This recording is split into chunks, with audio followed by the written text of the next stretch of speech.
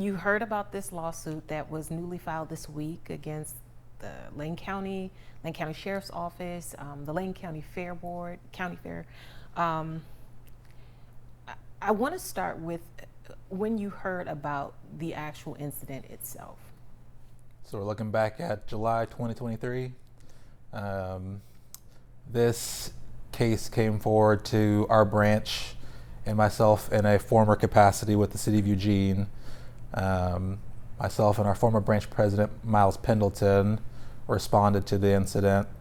We attended the fair meeting. We did check-ins with the witnesses and the victims to kind of figure out what was going on with that individual case. And honestly, we're pretty disgusted by what we had uncovered throughout that process. Very egregious behavior that came forward based on witness testimony. It's a very clear case of racial profiling and just basic lack of like human decency and care in the moment. How many witnesses did you speak with? We spoke with 4 separate witnesses. And what were some of the things that they said? Well, there's a lot that was said. Just kind of the events that took place that day. They had gone in and out of the fair, kind of a thing. How members of said mounted posse attempted to grab the victim without identifying themselves. How they chased him for 5-6 blocks over to that church. How he went into medical distress, and how they didn't provide any sort of support or care in the moment as he's struggling to breathe and vomiting in that church parking lot, and really dismissed that care in the moment to the witnesses themselves by saying, it looks like he's struggling, like you should do something for him.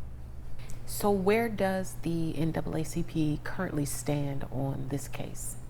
We continue to stand with the victim of this case. We were there when we found out. We're going to continue to be there until this case actually sees justice. And beyond that, I mean, again, as you can imagine, cases like this carry significant trauma, and that doesn't go away overnight. And so we're going to be there with him and his legal counsel throughout this process, whatever that kind of form takes place, and continue to advocate where we can. I mean, again, this is a very clear case of racial profiling. The behavior of the posse was egregious, to say the least. And it's clear that the county themselves haven't taken in the seriousness or the gravity of the situation, as, again, the posse is, again, at the fair this year. So things haven't changed. You spoke about justice. What would you say justice looks like? Justice is individual. So for us as a branch, we really do lean into being victim-centered. So we work with those victims to see what repair looks like for them, what justice looks like for them.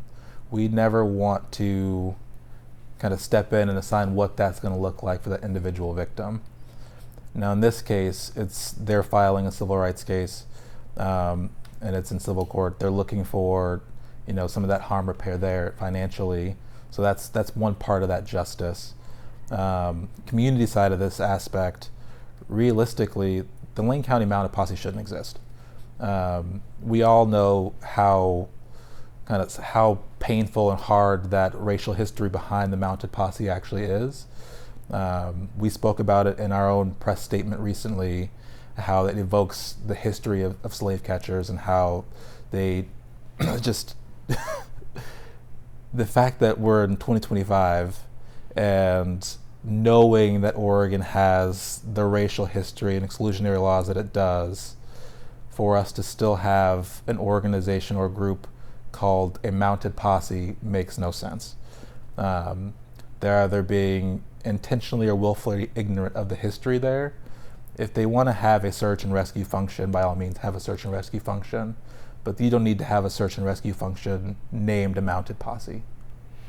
And you're speaking on eliminating the mounted posse. Are there any other reforms that the NAACP thinks should take place? Absolutely. First and foremost, there's no need to have any sort of volunteer arm of a a county agency who's armed. That doesn't make sense.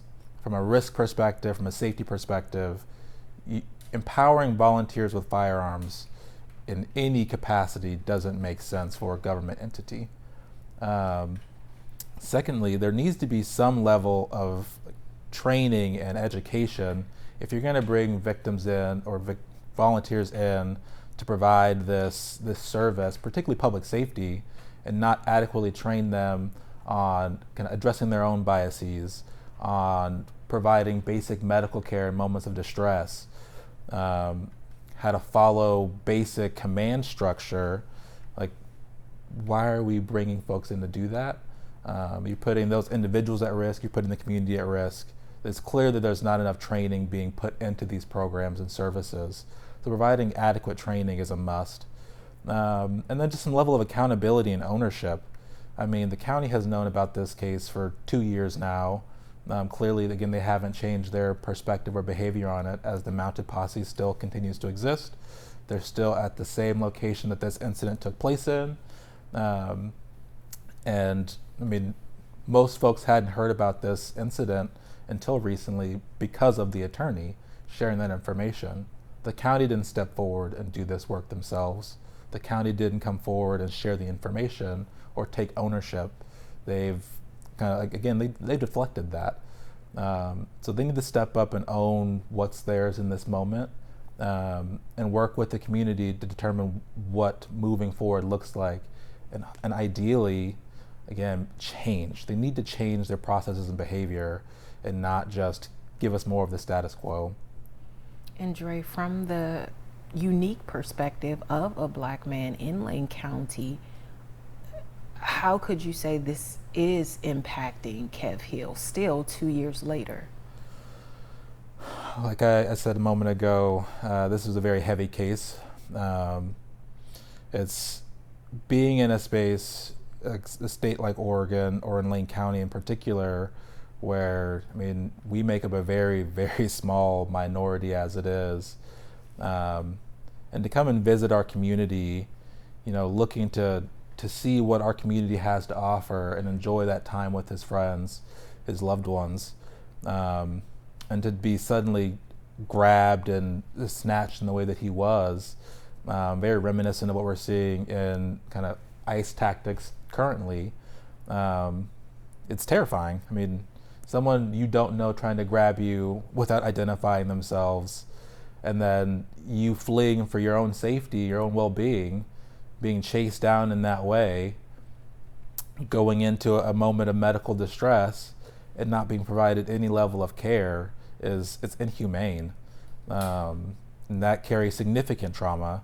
I don't know if Kev will ever be able to move past that. I know it'll take a long time. If so, it'll be a lot of processing, a lot of therapy, a lot of care that'll need to go into that, both individual and community. And that takes a lot. Like, that level of trauma repair is hard. It's very, very hard work. And so, like, I can't imagine being him in that moment. I struggled with it just responding to that incident. And still, again, it's 2 years later, and it's still a very heavy case for me.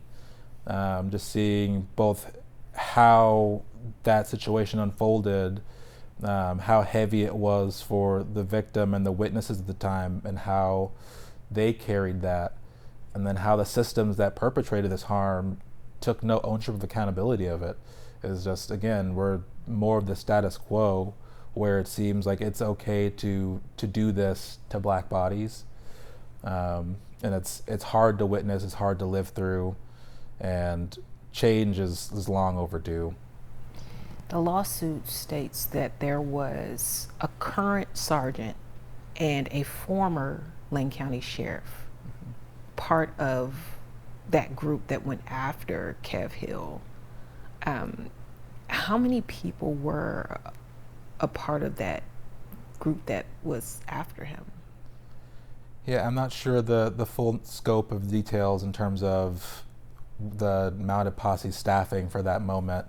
I know that 2 individuals were the ones who detained him at the church, one being affiliated with the mounted posse, one being affiliated with the formerly, or I guess they're formerly known now, Iron Shield private security firm. Based on that testimony, again, those individuals had already received word that Kev wasn't who they were looking for. They just made that assumption with him coming in that he fit that description. But even after receiving word from Eugene Police Department that that's not who they were looking for, they had no interest in Kev, they continued to move forward with that detainment. Again, dehumanizing him in that moment where he's in distress, taking his picture and then quote unquote cutting him loose. I have very few words for how to describe how I feel about that whole situation. It baffles me. It baffles me that you can see someone in that level of distress, and instead of providing care in the moment, you continue to move forward with what you were doing. Yeah. Is there anything else you'd like to add to this conversation for our viewers? I think the big piece to add to this conversation is, while this case is shocking and hard and harmful, it really isn't unique. This level of bias exists in this community and has for a long time. It shows up in a variety of ways, in a variety of sectors. We see numerous cases come through our branch for folks needing support. Not all of those cases make the news, but it's clear that this isn't an isolated incident. And that's part of why, again, I think that you have institutions like Lane County that can see these incidents and not make change, because it is the status quo. And so I want folks to hopefully sit in that and really think about the reality of the Black and brown folks in this community. How can you show up beside them? How can you support them? And what are we going to do to effectuate change? What are we going to do to make sure that there aren't any more incidents like Kev's, where, again, he's visiting our community and we should be showing him care and love and embracing him, and instead our community in that moment victimized him. And so, like, we have to do better. We should have been doing better a long time ago, but we definitely need to do better in this moment. So if we don't make some sort of change from this, like, we've condoned that behavior, and that's unacceptable.